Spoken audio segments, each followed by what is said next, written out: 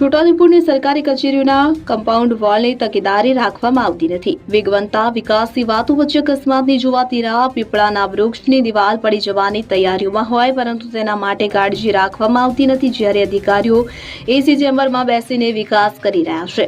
વાત કરીએ છોટાઉદેપુર જિલ્લા મથકે જિલ્લા સેવા સદનની બાજુમાં આવેલી પ્રાયોજના વહીવટદારની કચેરી કે જે હાલમાં જે મકાનમાં તેનો વહીવટ ચાલી રહ્યો છે ત્યાં કમ્પાઉન્ડ વોલને અડીને આ એક પીપળાનું જૂનું વૃક્ષ ઉકેલું જોવા મળી રહ્યું છે. આ વૃક્ષની શાખાઓ એટલે કે મૂળિયા કમ્પાઉન્ડ વોલને ફાડીને બહાર આવી ગયા છે. આ દિવાલ હાલ જર્જરિત જોવા મળી રહી છે, પરંતુ કોઈ અકસ્માત થાય તેવી પણ સંભાવના વધી જાય છે.